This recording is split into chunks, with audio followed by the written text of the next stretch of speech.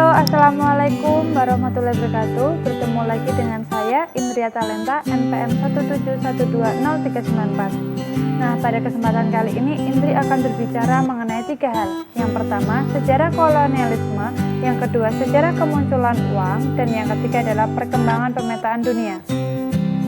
Menurut referensi yang saya baca dan saya tonton, sejarah perkembangan kolonialisme ketika Vasco da Gama dari Portugis berlayar ke India pada tahun 1498. Diawali dengan pencarian jalan ke timur untuk mencari sumber rempah-rempah, sehingga perlombaan mencari tanah jajah dimulai. Rempah-rempah juga menjadi alasan lain bagi bangsa lain untuk melakukan penjajahan, mengingat harga yang tinggi di pasar Eropa. Mereka ingin memperoleh keuntungan dan kekayaan sebanyak mungkin. Mereka juga memiliki ambisi 3G, yaitu gold, glory, dan gospel. Gold yang berarti mencari keuntungan dengan mengumpulkan bahan dan barang berharga. Sedangkan glory berarti menyebarkan kekuasaan seluas-luasnya. Sementara gospel berarti penyebaran agama yang dianut bangsa barat saat itu, yaitu Katolik. Dulu sebelum ada uang, orang-orang bertransaksi dengan secara barter. Lalu uang diciptakan untuk menggantikan sistem barter yang kadangkala tidak bisa diukur secara adil dan menyeluruh. Penciptaan uang sebenarnya bertujuan sangat baik dan kompresif. Namun pada perkembangannya dimanipulasi oleh sebagian orang atau kelompok yang kemudian menciptakan suatu sistem jahat yang sampai saat ini kita jalani dan bergantung pada orang, yaitu oleh keluarga Rothschild, yaitu membentuk sistem pada abad 17 sampai 18. Simpelnya begini, uang dicetak berdasarkan penukaran logam mulia yang ada, yaitu emas. Karena emas bukanlah benda yang gampang dibawa atau dipecah, dibutuhkan satu benda fleksibel untuk menggantikan emas.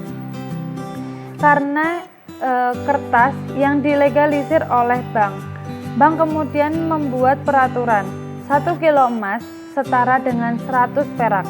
Masyarakat kemudian menitipkan emas 1 kilo untuk ditukarkan dengan kertas nominal 100 perak. Anggap 100 perak itu bisa membeli sedrum susu murni di pasaran. Masalahnya adalah bank tidak komitmen dengan itu. Uang yang dicetak melebihi emas yang disimpan.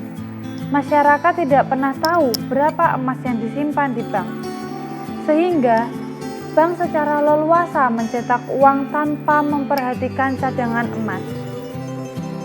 Uang yang beredar menjadi lebih banyak, nilainya kemudian turun, yang kemudian kita kenal dengan nama inflasi. 1 drum susu tadi tidak bisa dibeli dengan 100 perak. Mungkin nilainya harus 120 perak. Begitu juga ketika orang tadi ingin menebus 1 kilo emas yang dia titipkan ke bank, tidak bisa menebus emas dengan 100 perak, tapi dengan 120 perak.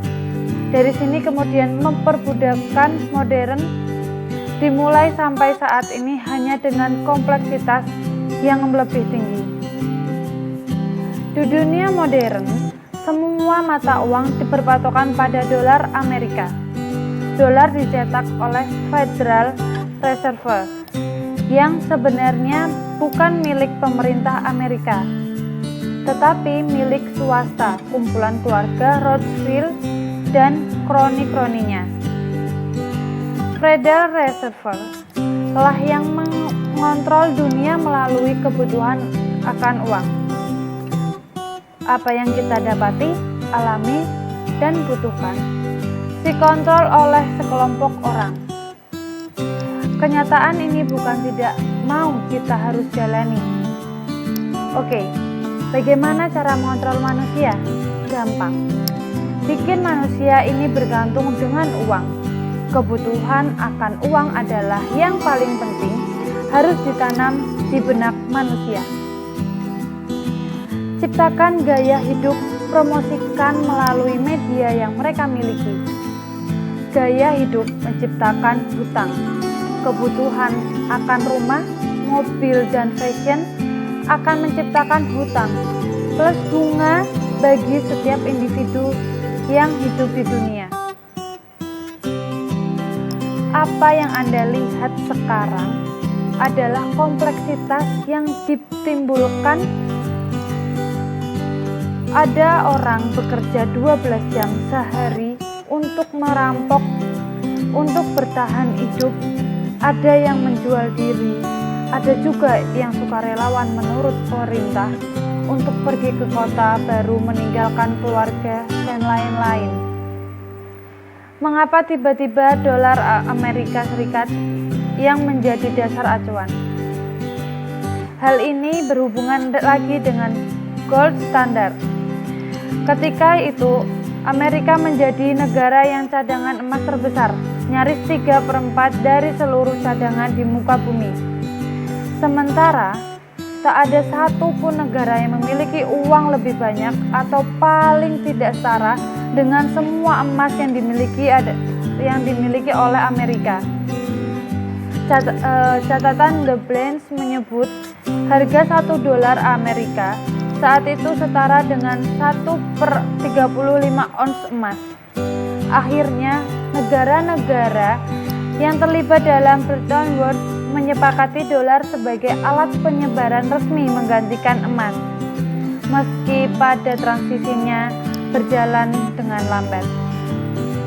Efek samping dari perjanjian ini muncul nilai dolar menjadi lebih dominan dibandingkan mata uang lainnya. Permintaan terhadap dolar pun melonjak. Meski nilai emas tidak berubah, perbedaan nilai ini yang perlahan menjadi cikal dari runtuh Bretton Woods. Jelang tahun 1970, sejumlah negara mengalami defisit perdagangan akibat nilai dolar yang terlampau tinggi ketimbang emas. Inflasi pun muncul lantaran kenaikan komoditas impor seperti minyak. Tuntutan kepada Amerika untuk menaikkan harga emas sesuai dengan nilai dolar yang dimiliki sejumlah negara pun memuncak. Pada tahun 1971, Presiden Amerika Richard Nixon membatalkan kebijakan penukaran emas dengan dolar. Kebijakan ini dikenal dengan nama Nixon Shock. Akan tetapi kebijakan itu sudah terlanjur membuat dolar ada di mana-mana. Kebutuhan masyarakat menuntut kemajuan ilmu pengetahuan di dalam segala bidang, terutama di bidang kelautan dan perikanan. Hal ini sesuai dengan kebutuhan manusia yang sumber daya alam yang terkandung di laut. Kebutuhan manusia ini dapat dipermudah dengan menggunakan pemetaan. Pemetaan merupakan bagian terpenting dari seluruh proses implementasi kebijakan produk survei pemetaan, yaitu seperti peta, profil melintang, profil memanjang, galian, dan timbunan dalam format digital.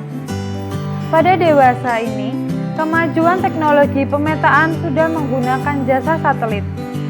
Hal ini karena jasa satelit tidak membutuhkan waktu yang lama dan biaya yang murah.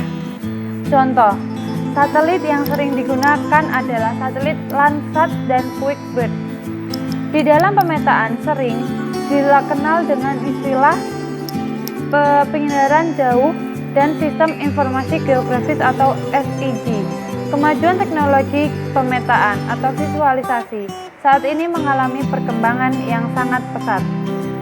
Banyak perusahaan yang menawarkan peta foto untuk wilayah yang diinginkan dengan scan tertentu dan tingkatan resolusi spasial yang beragam. Hal ini terbukti dengan diluncurnya satelit Landsat oleh NASA pada tanggal 23 Juli 1972. Nah, lalu dalam Richard dan kawan-kawan, menurut Mumby dan teman-temannya, dalam tahun 2000 maksud saya, hasil dengan akurasi yang lebih baik. Sementara itu, pemetaan dengan tingkat resolusi sedang menghasilkan peta habitat yang kurang akurat.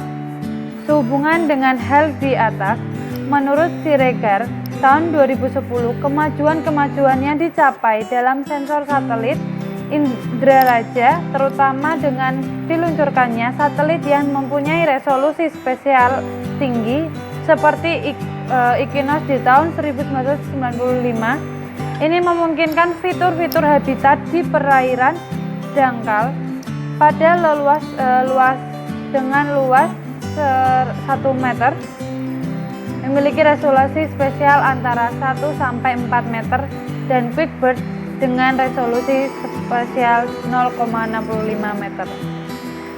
Berikut tadi adalah 3 hal yang sudah Indri jelaskan. Cukup sekian. Wassalamualaikum warahmatullahi wabarakatuh.